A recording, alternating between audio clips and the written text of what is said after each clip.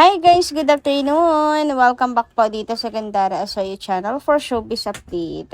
Ang tatalakayin nga natin ngayon at pag-uusapan mga kakimpaw ay patungkol po dito syempre sa katanungan ng lahat kung kamusta na si Kim and Paolo. Ano na ang balita sa Taiwan trip nilang dalawa mga kakimpaw na para bang sigurado ng Kimpaw Lanchas. Anyway, pag-uusapan nga din po natin ang patungkol po dito sa mga pangbubuking nga po ni Mimi Vice kina Kim and Paolo Avellino. So dito mo talaga makikita mga kakimpaw na talagang sina Kim and Paolo ay hindi lamang po dilulo ng Kimpaw Lanjas kundi totoong totoo. Pero syempre bago pa lahat sa mga hindi pa nakasubscribe sa ating channel, pakiclick lang po tayo ng ating subscribe button at notification bell na nandiyan sa baba para maging updated kayo sa mga susunod natin chika tungkol sa Kimpaw. So nice kung simulan ng atin pong balitaan ngayong hapong ito sa pamamagitan po ng pagbabasa ng comment na atin pong subscribers bilang pasasalamat na rin sa walang sawang pagtutok sa ating daily updates.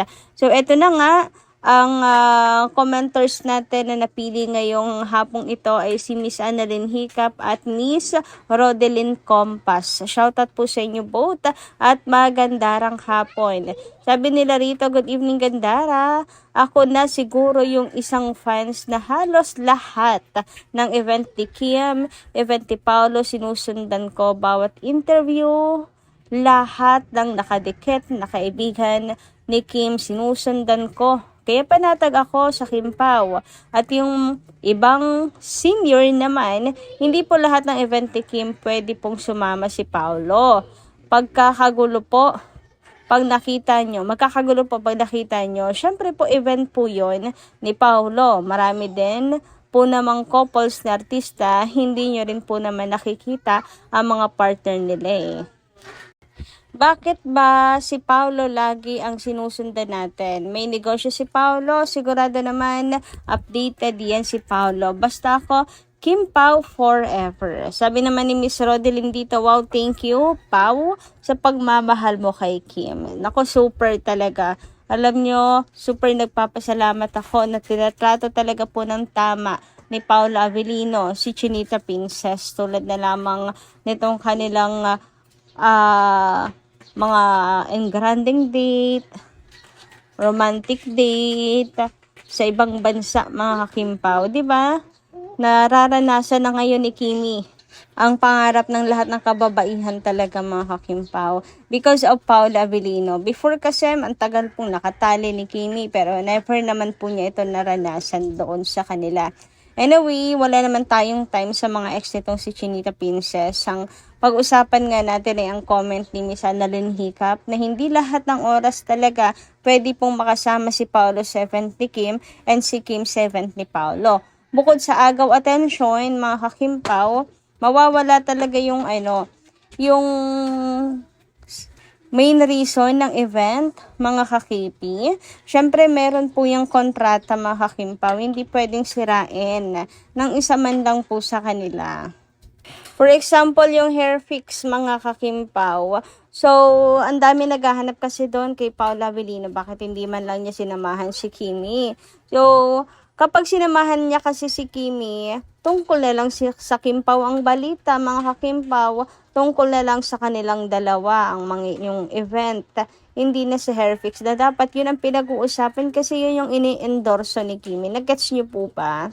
Kaya wag po natin masyadong paghanapan si Paolo Avellino at saka si Kim Chiu kung wala po sa event ng isa't isa. Ang gawin po natin at dapat nating gawin talaga mga kakimpaw ay pag-pray at mag-request, mag-demand mga kakimpaw ng endorsement nilang dalawa together. So, yung sa Chowking, di ba? Dapat guest lang noon si Paolo Avellino. Pero, naging regular, kumbaga ay, ano na rin po siya talaga, endorser na rin ng Chowking. So, more endorsement para kina Kim and Paolo. Para lagi sila magkasama sa event, di ba? para hindi po kayo naghahanap. Anyway, dumako naman po tayo dito sa katanungan ng lahat. Kamusta na ang Taiwan trip ni Paolo Avellino and Kim Chiu? Na para bang siguradong sigurado nga nakasama na si Kimi. Well, hanggang ngayon super tahimik pa rin po ni Chinita Princess and mukhang wala rin po siya sa showtime kanina. Kaya naman hindi malabo na talagang si Kimi po ay nandoon din sa Taiwan kasama ni Paolo Avellino. Hindi malabo ha. Hanggang ngayon kasi wala pang confirmation kaya masasabi kong chika pa rin to mga kakimpaw. Pero alam niyo naman ang kutob at dilulo ng Kimpaw Lanchas nagkakatotoo, di ba? Kahit buwan pa man bilangin bago po ang resibo. Ang importante, panatag tayo at alam natin na you beside me, sina Kim and Paolo. Kaya ito yung paniniwala natin talaga. Pero ayun nga tulad ng sinabi ko, yun pa rin po yung update mga kakimpaw ng team ni Paolo Avellino and the Chinita Princess. Ito pa rin talaga yung last update ni Kimi. Ang tungkol po sa bilis, even sa ex po niya, ang promotional video ni Kimi, yun pa rin. Ang latest ganap, wala pa rin pong post si Kim Chiu and si Paolo Avellino. Tahimik yung dalawa kaya marami nagsasabi na malamang magkasama na nga talaga sina Kim and Paolo, maaring nagsulo na sina Kim and Paolo kasi hindi kasama ng team sa picture and pwedeng si Paolo Avellino kumukuha ng picture and all. Maraming ganyan. Basta iniisip na lang na Kim Paulanjas ngayon na nag-e-enjoy sina Kim and Paolo po sa Taiwan. Maigi na rin nga daw po yun na si Kimi ay nandoon kasama ni Paolo sa Taiwan upang wala pong umaligid na kay Paolo Avellino, lalo na yung nalilink kay Paolo Avellino na babaeng gamer mga kakimpaw. So maigi na rin po na nandun si Kimi. Baka daw naging dragona ng tuluyan si Kim kaya binabakuran si Paolo Avellino. Grabe naman kayo. Hindi naman ganun kaselosa si Kim Chiu at may tiwala siya kay Paolo. It's just that you beside me lang talaga silang dalawa at hindi na po talaga sila mapaghiwalay pa. Tungkol sa babaeng gamer, ay nako, kung meron man ng babaeng gamer na maalikit kay Paolo Avellino, nako wala kang pag-asa kasi kung kasama nga po ni Pao si Kimi doon, ay wala. Nabakuran na si Paolo Avellino. At saka si Pao hindi rin naman papatol dahil nakay-Kim na ang lahat ng hinahanap niya. Si Kim lang ang pinakamagandang dalaga sa kanyang mga mata. Huy, grabehan. Anyway, hindi naman halata na miss na ng Kim Paulanjas. Ang Kim Pao, po. Tuwan-tuwa nga po ako dito sa compilation ni Blue Jeans mga kakimpaw. Tuwang-tuwa talaga ako dito dahil nga sa mga pangbubuking ni Mimi Vice, kina Kim and Paolo, every time na nawawala silang dalawa. Uy, tawang-tawa ako kasi bumalik sa akin yung mga datihang ninja moves nila Kim and Paolo Avellino. Kasi ngayon, mukha nagni-ninja moves na naman ang Kim Pao. Pareho ba namang missing in action? Papaanong hindi? Iisipin ng Kim Paulanjas na nag-ninja move na naman ang dalawa.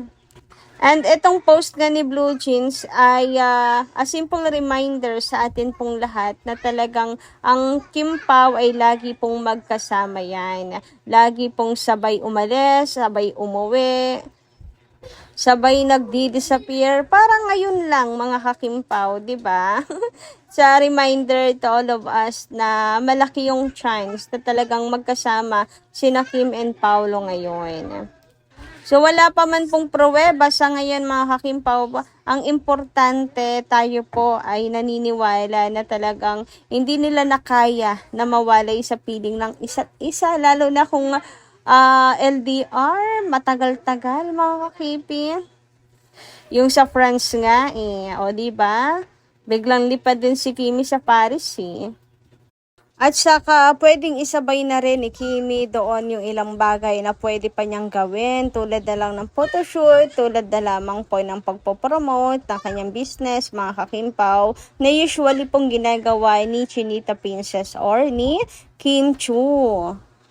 Si Kim kasi yung laging double purpose pag pumunta po sa isang lugar, mga kakimpaw. Talaga hindi natatahimik si Kimi nang hindi po nakaplano na kung anong gagawin niya doon, mga kakimpaw. Hindi pwedeng may dead air, ang tawag doon, yung tipong hindi mo na alam yung gagawin mo. Dapat nakalista na yan kung ano yung mga gagawin mo, di ba? So, dapat lang din naman para sulit nga ang pagpunta ron, mga kakimpaw. Malay nyo, may sinadya talaga si Kimi na puntahan or bilhin doon sa Taiwan. O, diba? Bongga. Anyway, sabi naman dito ni Miss Lorna Lee, alam naman namin na kung gaano kamahal ni Paulo si Kim. Tama naman ginawa ni Pao na hindi magsalita dahil mas maraming bashers ang lalabas if patulan yung mga bashers. Sabi naman ni Miss Adelaida Makin, sayang, nandito pala si Kim. Hindi ko alam. Maybe sa New SM ang punta for her bag business. Good if ever we can patronize her business. Ay wow, grabe si Ma'am Adelaida Magin.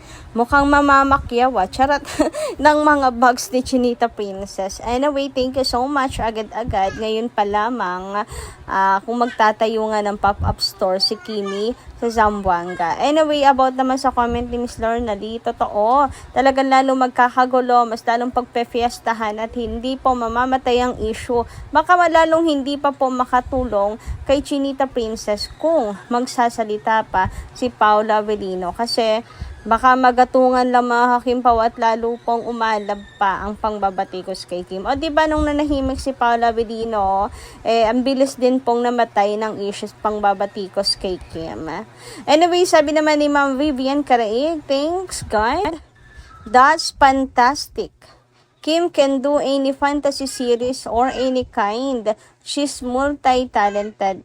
Kim Pao is really great. Okay lang kung may anak na si Pao, hindi naman niya pinapabayaan anak niya. And Kim respected it.